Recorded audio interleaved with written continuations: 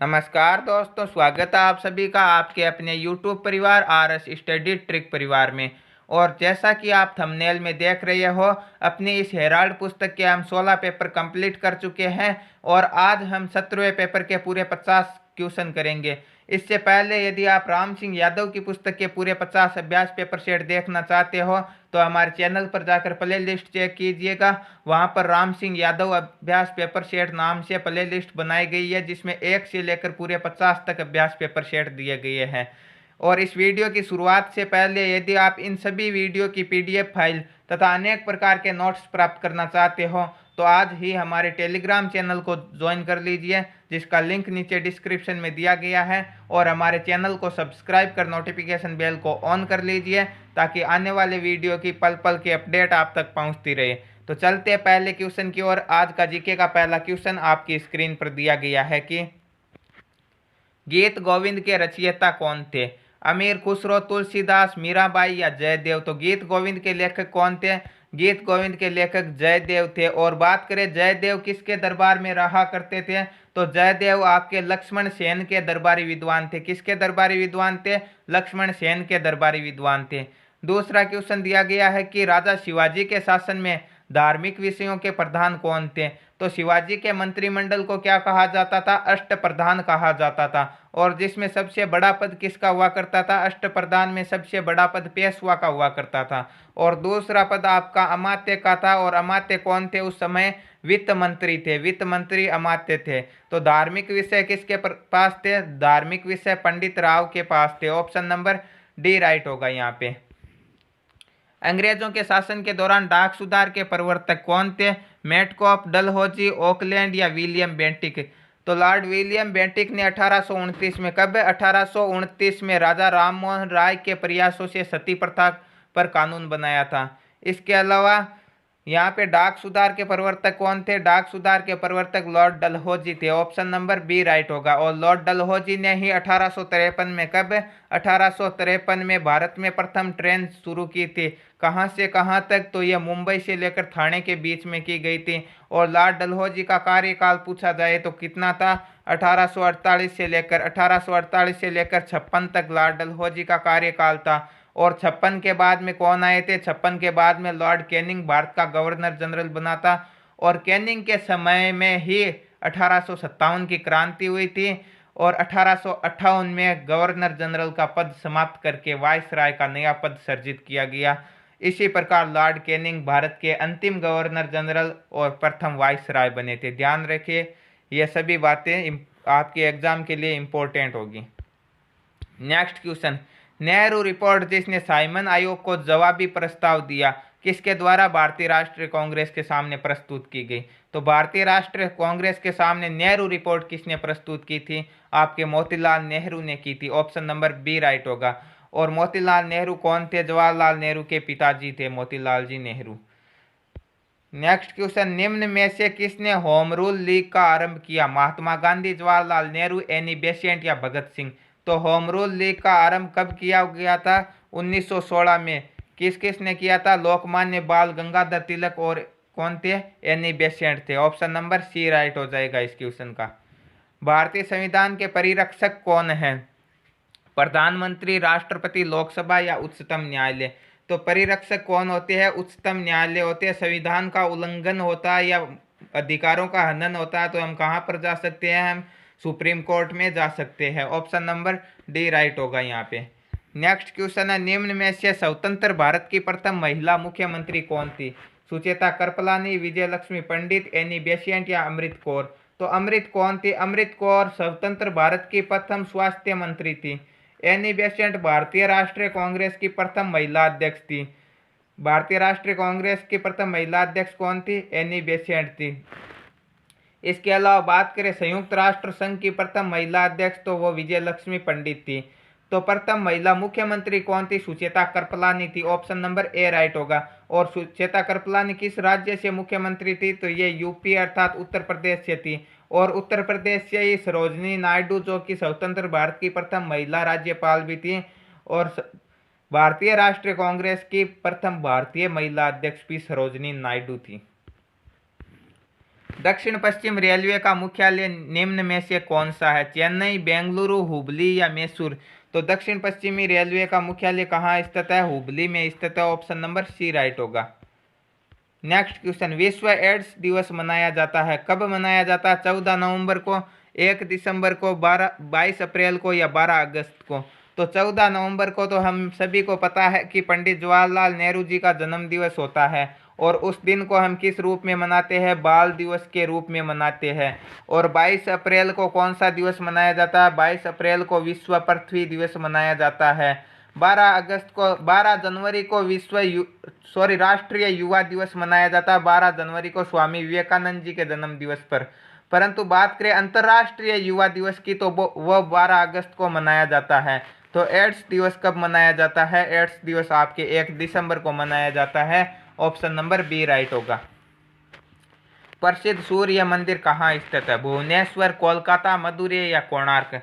तो सूर्य मंदिर कहाँ स्थित है? ओडिशा के कोणार्क में स्थित है। ऑप्शन नंबर डी राइट होगा। और ये जो कि सूर्य मंदिर, कोणार्क का सूर्य मंदिर है, जिसकी वर्तमान सरकार के 10 रुपए के नोट पर, भारत के वर्तमान 10 रुपए के नोट, जो नया नोट है, उस पर चित्र अंकित है। तो 50 रुपए के नोट पर किसका चित्र अंकित है? आप कमेंट बॉक्स में कमेंट करके जरूर बताना। असहयोग आंदोलन को कब असीमित काल तक निलंबित किया गया? तो असहयोग आंदोलन प्रारंभ कब हुआ था? 1920 में हुआ था। तो निलंबित कब किया गया था? 1922 में किया गया था। ऑप्शन नंबर बी राइट होगा। और 1930 में दांडी मार्च या सविनय अवज्ञा आंदोलन चला था। 12 मार्च 1930 से दांडी यात्रा प्रारंभ हुई थी।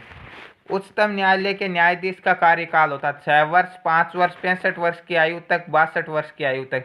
तो उच्चतम न्यायालय के सुप्रीम कोर्ट के न्यायाधीश का कार्यकाल कितना होता है? जब वह 65 वर्ष की आयु पूर्ण कर लेता है तब उसे सेवानिवृत्त कर दिया जाता है। ऑप्शन नंबर सी राइट होगा यहाँ पे।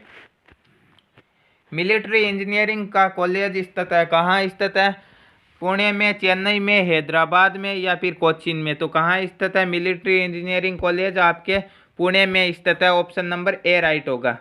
गुजरात में आनंद किस लिए प्रसिद्ध है?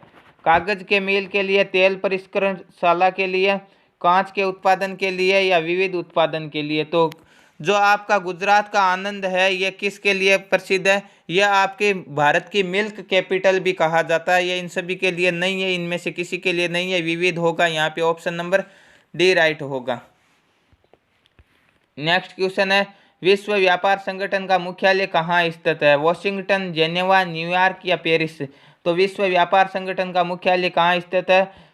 जेनेवा में स्थित है। और जेनेवा कहाँ स्थित है? स्विट्जरलैंड में स्थित है। और विश्व व्यापार संगठन, जिसे WTO कहा जाता है, उसकी स्थापना हुई थी 1 जनवरी 1995 को। कब हुई थी? 1 जनवरी 1995 को विश्व व्यापार संगठन की स्थापना की गई थी। तो यह थे जीके के 15 most important question. Next part में हम करेंगे साइंस के 15 मोस्ट इंपॉर्टेंट क्वेश्चन। विज्ञान का पहला प्रश्न आपकी स्क्रीन पर दिया गया है कि निम्न में से प्राथमिक बैटरी कौन सी है? सीसा संचायक battery, NiCd battery, nickel cadmium battery, mercury cell या इनमें से कोई नहीं? तो प्राथमिक बैटरी कौन सी है? इसमें से सीसा संचायक बैटरी है, जो कि प्राथमिक बैटरी होगी।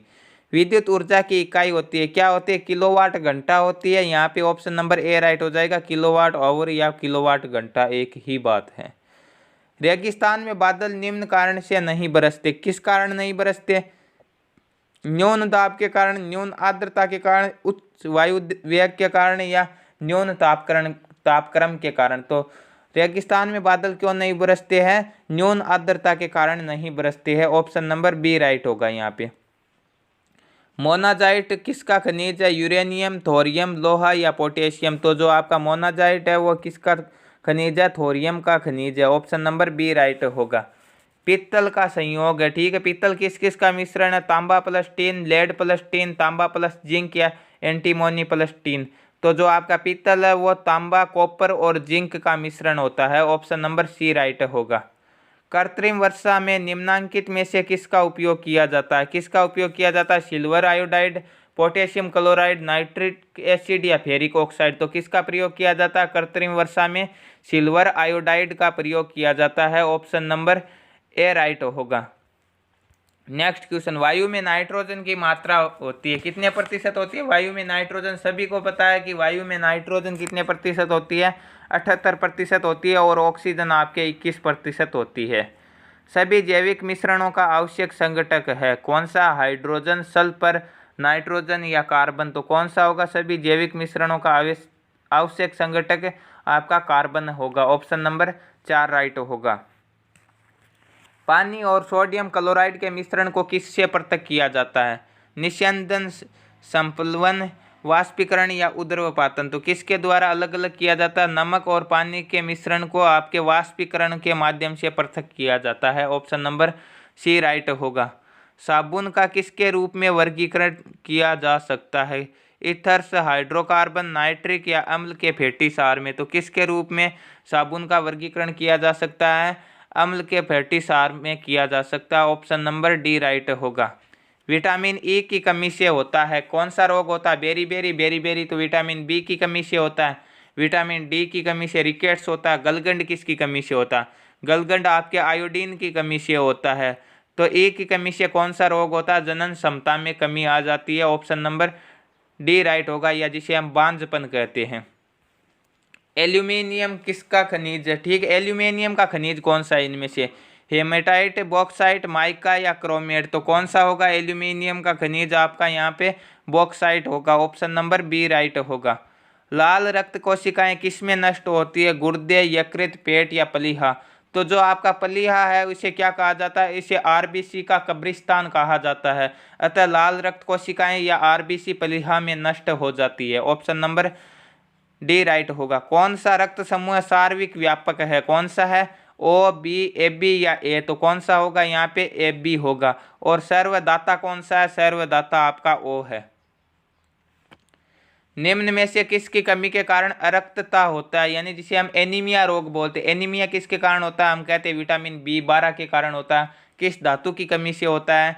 तो ये लोहे की कमी से होता है, आयरन की कमी से होता है। ऑप्शन नंबर सी राइट होगा यहाँ पे। ध्वनि तरंगों की आवृत्ति को किस में व्यक्त किया जा सकता है? सेकंड में, चक्र में, चक्र प्रति सेकंड में, या फिर मीटर प्रति सेकंड में। तो ध्वनि तरंगों की आवृत्ति को आपकी मीटर प्रति सेकंड में व्यक्त किया जा सकता है। ऑप्शन नंबर डी राइट होगा। नेक्स्ट क्वेश्चन है, नमी में खुला छोड़ देने पर इसमें घुल जाने वाले पदार्थ को क्या कहते हैं? आर्द्रताग्राही, उत्फुल्ल, प्रस्वेद या प्रतिदीप्ति। तो क्या कहा जाता है? नमी में खुला छोड़ देने पर घुल जाने वाले पदार्थों को आर्द्रताग्राही कहा जाता है। ऑप्शन नंबर ए राइट होगा। बैक्टीरिया के विरुद्ध एंटीबायोटिक किस प्रकार कार्य करता है? ये बैक्टीरिया को मार देता है, बैक्टीरिया को निष्क्रिय कर देता है, बैक्टीरिया के लिए आवश्यक जैव रासायनिक मार्गों को अवरुद्ध कर देता है, या उपरोक्त में से कोई ही नहीं। तो किस प्रकार कार्य करता है एंटीबायोटिक बैक्टीरिया के विरुद्ध? ये निष्क्रिय कर देता है बैक्टीरिया को। ऑप्शन नंबर बी राइट होगा। नेक्स्ट क्वेश्चन है, पारस्यक इकाई को किस में मापा जाता है?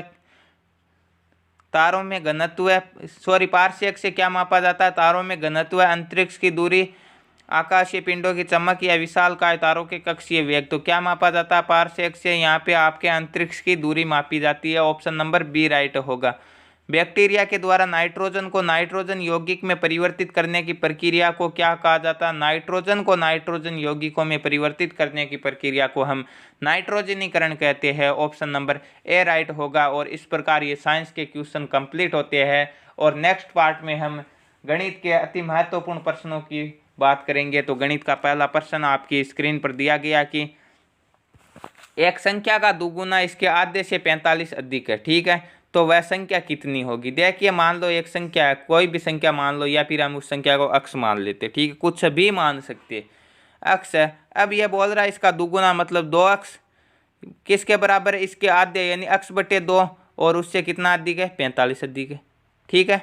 अब हम क्या करेंगे, ये 2 अक्स अपनी जगह सेफ रहेगा, यहाँ पे 1 लिख सकते हैं, 2 नीचे आ गया, तो यहाँ पे 2 से 2 कैंसिल, अक्स 1 का भाग 2 में 2 बार, और 45 तूने कितने हो जाएंगे? 90, ठीक है, अक्स प्लस 90। ये 2 इधर आएंगे तो गुणा में कितने हो जाएंगे? 4 अक्स बराबर अक्स प्लस 90, और ये अक्स इधर आएगा तो क्या हो जाएगा? माइनस का, तो 3 अक्स बराबर कितना हो जाएगा? 90। तो अक्स बराबर कितना हो जाएगा? 90 बटे 3 अर्थात 30। तो वह संख्या कौन सी हो जाएगी? 30 हो जाएगी। कौन सा ऑप्शन राइट होगा? ऑप्शन नंबर डी राइट होगा। 10, 14, 25, 55, 140 एक सीरीज दी गई। देखिए इस सीरीज में हम किस प्रकार करेंगे, पहले इनका अंतर देखते हैं। यहाँ पे 4 का अंतर है, फिर कितने का अंतर है, 11 का अंतर है, फिर 30 का अंतर है। वैसे तो कोई मेल नहीं खाता, ठीक है। तो हम किस अलग तरीके से देखते हैं। जैसे यहाँ पे देखा हमने पहले 4 का, फिर 4 को 3 से गुणा किया तो पहले 4 का अंतर है, ठीक है। फिर 4 को हम करते हैं 3 से गुणा तो कितने हो जाएंगे 12, ठीक है। परंतु यहाँ तो अंतर 11 का, तो 12 में से 1 घटा कर देख लेते तो कितने का अंतर हो गया 11 का, ठीक है 25। अब आगे देखते हैं हमारे पास कितने का अंतर लिया 11 का। अब 11 को हम 3 से गुणा करते हैं, देखते हैं 11 को 3 से गुणा किया 33। अब 33 में से हमें 1 तो नहीं घटा सकते, 1 घटाएंगे तो 32 ही आएगा। परंतु यहाँ पे अंतर कितना दिया गया 30 का दिया गया। तो हम इसमें से पहले 1 घटाया, उसके बाद में अगली विषम संख्या घटा के देखते, 3 घटाते हैं तो 30 आता है, ठीक है। अब 30 का अंतर है, आगे कितने का अंतर दिया गया, आगे आपका 85 का अंतर दिया गया। तो हम क्या करेंगे 30 को 3 से गुणा करेंगे तो कितना आ रहा 90। और पहले 1 घटाया, फिर 3 घटाया, 5 घटा कर देखते कितने घटाएंगे 5 घटाएंगे, कितना आ रहा 85, ठीक है। तो आगे वाला अंतर कितना आएगा, आगे वाला अंतर आएगा, हम 85 को किससे गुणा करेंगे 3 से गुणा करेंगे, कितना आएगा। जैसे ही हम 85 को 3 से गुणा करेंगे 5 3 15, 8 3 24 और 1 कितना आता है 25, ठीक है 255 आता है। और 255 में से कितने घटाएंगे, पहले 1 घटाया, फिर 3 घटाया, फिर 5 घटाया, अब 7 घटाएंगे। जैसे ही 7 घटाएंगे कितना होगा 247। और 247 में हम जैसे ही 140 जोड़ेंगे तो कितना हो जाएगा आपका 387। सॉरी 7 घटाएंगे 248 हो गया और यहाँ पे 388। ऑप्शन नंबर बी राइट हो जाएगा इस क्वेश्चन का।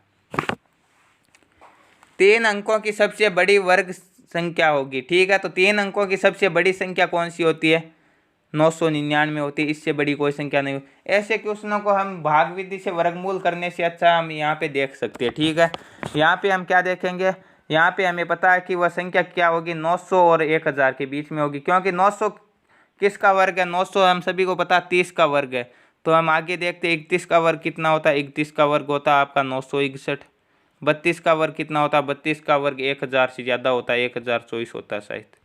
तो 32 का तो 4 अंकों का हो जाएगा, तो 3 अंकों की कौन सी हो जाएगी सबसे बड़ी 961 हो जाएगी। ऑप्शन नंबर डी राइट होगा। 500 मीटर की एक दौड़ में ए और बी की गति का अनुपात 3:4 है, ठीक है। 140 मीटर आगे रहने पर, यानी 140 मीटर आगे रहने पर ए को कितनी दूरी से दौड़ जीत जाएगा। तो ए है जो कि 140 मीटर आगे रहेगा, तो कितना दौड़ेगा ए, 500 में से 140 घटा देंगे तो 360 मीटर ही ए दौड़ेगा। तो जितनी देर में ए 360 मीटर दौड़ेगा उतनी देर में बी कितना दौड़ जाएगा। ए 3 दौड़ता है तो बी कितना दौड़ता है 4 दौड़ता है, ठीक है। तो हम क्या करेंगे 4/3 से गुणा करवा देंगे, कितना हो जाएगा 120। और 120 को 4 से गुणा करेंगे तो कितना हो जाएगा 480 मीटर दौड़ेगा। कौन दौड़ेगा बी दौड़ेगा। और इतने में ए की दूरी क्या हो जाएगी कंप्लीट हो जाएगी। तो कितने का अंतर रह गया 500 मीटर कंप्लीट हो जाएगी ए की, क्योंकि 140 मीटर आगे से दौड़ रहा है। तो कितने का अंतर रह गया 20 मीटर का, तो ए 20 मीटर से ये दौड़ जीत जाएगा। ऑप्शन नंबर बी राइट होगा यहाँ पे। एक स्विमिंग पूल की लंबाई 20 मीटर, चौड़ाई 15 मीटर और गहराई 3 मीटर है। तो 25 रुपये प्रति वर्ग मीटर की दर से इसके फर्श पर दीवारों को मरम्मत करने में कितना खर्च लगेगा। तो सीधी सी बात है, लंबाई चौड़ाई और ऊंचाई है। तो स्विमिंग पूल कैसा है, स्विमिंग पूल आपका घनाभाकार है। तो हम क्या करेंगे घनाभ का क्षेत्रफल ज्ञात करेंगे उस पर पेंटिंग करने के लिए। तो घनाभ के क्षेत्रफल का सूत्र वही है 2 इंटू लंबाई प्लस चौड़ाई इंटू लंबाई इंटू चौड़ाई प्लस चौड़ाई इंटू ऊंचाई प्लस ऊंचाई इंटू लंबाई। तो 2 बार रहेगा, लंबाई कितनी है 20 गुणा चौड़ाई कितनी है 15 प्लस चौड़ाई इंटू ऊंचाई 15 प्लस 15 गुणा 3 प्लस ऊंचाई इंटू लंबाई 3 गुणा 20, यही होगा। 2 बार रहेगा, 20 को 15 से गुणा किया 300, 15 को 3 से गुणा किया 45 और 3 को 20 से गुणा किया कितना आएगा 60, योग किया तो कितना आ जाएगा 405। 405 को 2 से गुणा किया तो कितना आ जाएगा 810। 810 मीटर आ गया इसका क्षेत्रफल। परंतु ध्यान रहे बाहर वाले ढक्कन या छत का हमें कोई क्षेत्रफल नहीं निकालना, वहाँ पे हमें क्या करना है पेंट नहीं करना है। तो छत का क्षेत्रफल एक आयताकार भाग निकाल देंगे, आयत का क्षेत्रफल लंबाई इंटू चौड़ाई 20 इंटू 15 अर्थात कितना हो जाएगा 300। तो 810 में से हम 300 घटाएंगे तो कितना बचेगा हमारे पास, 510 मीटर है। और 1 मीटर के 25 रुपये लगते हैं, तो कितने लगेंगे, 0, 25 एकम 25 के 5, 2 हासिल, 25 पंजे 125 और 2 127। तो कितने लगेंगे, 12,750 रुपये लगेंगे उसकी मरम्मत के। सॉरी, पेंट नहीं कर रहे हैं, मरम्मत करवा रही है। ऑप्शन नंबर सी राइट होगा। एक रकम सरल ब्याज पर 5 वर्षों में 5200 रुपये बन जाती है, 7 वर्षों में 5680 रुपये बन जाती है, तो प्रति वर्ष ब्याज की दर क्या होगी। तो 5 से 7, 2 वर्षों में कितने रुपए ब्याज बढ़ गया, 2 वर्षों में यहाँ से 5680 में से 5200 घटाएंगे तो 480 रुपये ब्याज के बढ़ गए। तो 1 वर्ष में कितना ब्याज होगा, 1 वर्ष का 240 रुपये ब्याज होगा। तो पहला मिश्रधन किसका दिया गया, पहला मिश्रधन 5 वर्षों का दिया गया, तो 5 वर्षों का ब्याज कितना हो जाएगा, 5 वर्षों का ब्याज हो जाएगा 0, 500 के 20, 5 दूने 10 और 2 12, कितना हो जाएगा, 1200 रुपये हो जाएगा।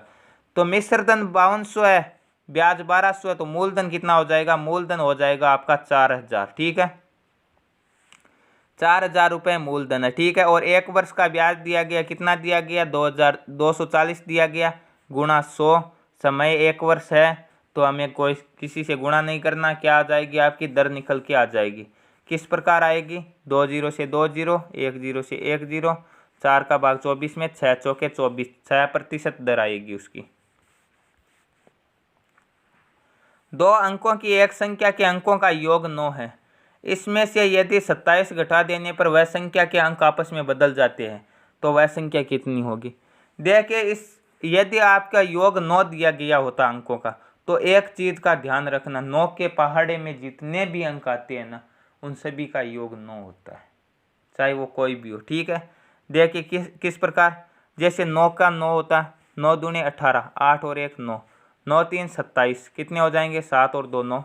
ठीक है, 9 चौके 36, 3 और 6 9, 45, 5 और 4 9, और कौन आते 54, 5 और 4 9, फिर 9 7 63, 6 और 3 9, 7 9 72, 7 और 2 9, और 9 9 81 और 90, सभी का योग कितना आ रहा, 9 आ रहा।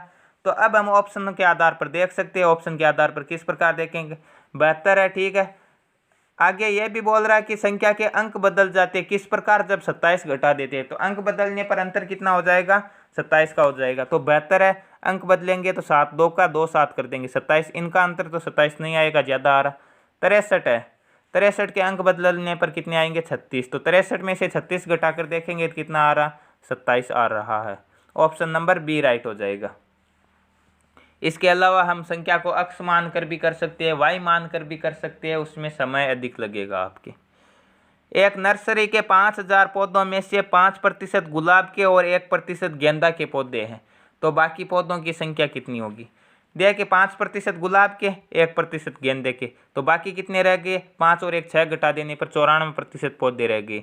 तो 5000 के 94% कितने हो जाएंगे, 94/100 गुणा 5000।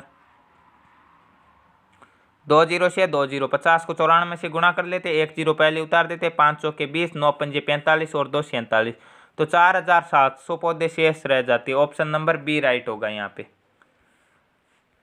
राम को उत्तीर्ण होने के लिए 40% अंक चाहिए। यदि उसे 185 अंक मिलते हैं और 15 अंकों से अनुत्तीर्ण हो जाता है, तो उत्तीर्ण के लिए कितने चाहिए, 185 आते हैं और 15 कम रह जाते हैं, तो 200 अंक चाहिए उत्तीर्ण होने के लिए। और उत्तीर्ण होने के लिए कितने प्रतिशत चाहिए, 40% चाहिए। तो ये 240% है, कुल संख्या 100% होती है। तो कितने हो जाएंगे, 0 से 0 और 4 से ये कितनी बार कटेगा, 5 बार। 5 को 100 से गुणा करेंगे 500, कुल अंक कितने हैं, 500 है। ऑप्शन नंबर सी राइट होगा। श्याम 1200 रुपये क्रय मूल्य के एक जोड़ी जूते को किस विक्रय मूल्य पर बेचे ताकि 16% की छूट देने के उपरांत भी उसे 12% का लाभ होता है। देखिए, ये लाइन ना इतनी, ये एग्जामिनर ने आपको कंफ्यूज करने के लिए बोली, ताकि 16% छूट देने के ऊपर। आपको पता है कि क्रय मूल्य दिया गया और जो भी लाभ होगा वो क्रय मूल्य पर ही होगा, ठीक है, अंकित मूल्य पर नहीं होगा। तो सीधा सीधा क्या हो जाएगा, क्रय मूल्य 100% होता है और विक्रय मूल्य कितना हो जाएगा, लाभ जोड़ देंगे तो कितना हो जाएगा, 100 और 12 112%। तो 112% होगा, किसका होगा, 1200 का। तो 1200 का हमें क्या निकालना, 112%। तो 1200 गुणा 112/100, 2 0 से 2 0, 112 को 12 से गुणा करेंगे तो 12 दूने 24, 12 दूने 24 और सॉरी 12 एकम 12 और 2 कितने हो जाएंगे 14, 12 एकम 12 और 1 13, तो कितने हो जाएंगे विक्रय मूल्य हो जाएगा 1344 रुपये। ऑप्शन नंबर ए राइट होगा। एक मछुआरा जल धारा के विरुद्ध 20 मिनट में 2 किलोमीटर तक नाव से जाता है और 15 मिनट में वापस आता है, यानी धारा के विपरीत 20 मिनट में जाता है, धारा के स्थिति के अनुकूल 15 मिनट में वापस आ जाता है। तो हम क्या कर लेंगे, चाल ज्ञात कर लेंगे। चाल बराबर होता है दूरी बटा समय। तो दूरी या 20 मिनट दी गई है, तो मिनट के विपरीत में 60 से गुणा कर दो ताकि घंटे में परिवर्तित हो जाए। 20 से 60 3 बार और कितना हो जाएगा 6 किलोमीटर प्रति घंटा हो जाएगी धारा की दिशा, सॉरी विपरीत दिशा में। अब धारा की दिशा में कितनी हो जाएगी, वही 2 दूरी 15 गुणा 60, ठीक है, कितना आ जाएगा 4 बार कटेगा और 8 किलोमीटर प्रति घंटा हो जाएगी धारा के अनुकूल। अब आपको दो चीज़ें बताइए, एक तो धारा की गति और एक स्तर चाल में। स्तर चाल में होती है तो हम क्या करते हैं a+b/2, और धारा की गति पूछिए तो a-b, अर्थात जो धारा के अनुकूल आई वो a, अनुकूल कितनी आई 8, और प्रतिकूल आई वो b, प्रतिकूल कितनी आई 6/2। 8 में से 6 घटाएंगे 2/2, कितना हो जाएगा, धारा की चाल हो जाएगी 1 किलोमीटर प्रति घंटा। ऑप्शन नंबर ए राइट होगा। एक घन का पृष्ठ क्षेत्रफल 150 वर्ग मीटर है, तो इसका आयतन, तो घन के क्षेत्रफल का सूत्र क्या होता है 6 × भुजा स्क्वायर। 6 गुणा भुजा को हम a से व्यक्त करते हैं, a² बराबर 150, तो ये 6 गुणा में इधर जाएगा तो भाग में 150 में 6 का भाग देंगे तो 25, ये स्क्वायर हटाने के लिए इसका वर्गमूल, 25 का वर्गमूल कितना होता है 5, 5 क्या आ जाएगी, इसकी भुजा आ जाएगी। अब घन का आयतन क्या होता है भुजा क्यूब, 5 का क्यूब सभी को पता है 125 घन metre. Option number C right हो जाएगा। एक संख्या के 80% का पंच नवम यानी 5/9 भाग 2790 है, तो वह संख्या ज्ञात करे। तो 2790 क्या है, किसी संख्या का 5/9 भाग है, ठीक है। 2790 5/9 भाग है, तो वह संख्या क्या आ जाएगी, उसका उल्टा कर देंगे या भाग दे देंगे, 9/5 से गुणा करवा देंगे। और यह 9/5 भी क्या है, उस संख्या का 80% ही, पूरी संख्या नहीं है, तो 100 क्या कर देंगे 80, क्योंकि कुल संख्या कितनी होती है 100 होती है। अब हम इसे सरल कर लेते, 0 से 0, ठीक है, 2 से ये कितनी बार कटेगी 5 बार, 2 से ये 4 बार, ठीक है, और 5 से 5 कैंसिल। अब बात करें हम, ये 2 से कितनी बार कट रहा है, ये 2 से कटेगा आपका कितनी बार कटेगा, 2 एकम 2, 3 दूने 6, 1 से एस पर बचेंगे 9 दूने 18 और 5 दूने 10, 1395। और ये 2 से 2 बार, 1395 को 9 से गुणा करेंगे 5 9 45 के 5, 9 9 81 81 और 4 कितने होते हैं 85 के 5, 9 3 27 और 8 35 के 5, 9 एकम 9 और 3 12, ठीक है। 12,555 में भाग देना है किसका, 2 का, 2 का भाग देंगे तो कितना आएगा 6 दूने 12, 2 दूने 4, 1 से एस पर बचेगा तो कितना आ जाएगा 7 दूने 14, फिर 1 से एस पर बचेंगे 7 दूने 14, यानी 6277.5, या इसके आगे की या यही संख्या हो सकती है, तो 6277 या फिर 6278 राइट होगा। तो यहाँ पे आपके ऑप्शन में 6278 दिया गया, तो ऑप्शन नंबर ए राइट होगा, वह संख्या होगी। एक कक्षा के 24 छात्रों की औसत आयु 10 वर्ष है, तो कुल आयु कितनी हो जाएगी, कुल आयु आपको सीधा सा पता है, औसत आयु 10 वर्ष है तो कुल आयु हो जाएगी 240, गुणा करना है हमें। तो यदि शिक्षक की आयु को भी शामिल कर लिया जाए, शिक्षक मिलते ही कितने हो जाएंगे 24 छात्र 1 शिक्षक 25, औसत आयु 1 वर्ष बढ़ जाती, 10 पहले थी 1 और बढ़ गई 11, 25 को 11 से गुणा करेंगे तो कितना आ जाएगा 275। कितने का अंतर है 35 का अंतर है, सॉरी हाँ कितना हो जाएगा 275, ठीक है। तो कितने का अंतर है 35 का अंतर है, तो शिक्षक की आयु कितनी हो जाएगी 35 वर्ष आ जाएगी। ऑप्शन नंबर ए राइट होगा। नेक्स्ट क्वेश्चन, 16 सेंटीमीटर लंबाई की भुजा के एक समषटभुज का क्षेत्रफल ज्ञात कीजिए। तो समषटभुज के क्षेत्रफल का सूत्र क्या होता है, समषटभुज के क्षेत्रफल का सूत्र का क्षेत्रफल का सूत्र होता है 3/2 √3 इंटू भुजा स्क्वायर, ठीक है, 3/2 इंटू √3 इंटू भुजा स्क्वायर, ये क्या होता है इसका सूत्र होता है। तो 3/2 गुणा √3 इंटू भुजा कितनी है 16 है, तो भुजा स्क्वायर यानी 16 गुणा 16, ठीक है। 2 के पार्ट से 16 कितनी बार कटेगा 8 बार, और 16 को 8 से गुणा करेंगे तो कितना हो जाएगा 16 8 कितने होते हैं 16 8 होते हैं 128, ठीक है। 128 को 3 से गुणा करेंगे तो कितना आ रहा, 128 को 3 से गुणा करेंगे तो आएगा आपका 384। तो यहाँ पे ऑप्शन नंबर डी राइट हो जाएगा, 384 √3 इसका राइट आंसर होगा। तो यह थे आज के 17वें पेपर के पूरे 50 क्वेश्चन, और नेक्स्ट पार्ट में हम करेंगे 18वें पेपर के। और इस तरह ये सीरीज पूरे 50 पेपर सेट तक चलती रहेगी। तो रोजाना समय पर वीडियो पाने के लिए चैनल को सब्सक्राइब कर लीजिए तथा नोटिफिकेशन बेल को ऑन कर लीजिए ताकि आने वाले वीडियो की पल पल की अपडेट आप तक पहुंचती रहे। मिलते हैं नेक्स्ट वीडियो में, तब तक के लिए थैंक यू, धन्यवाद।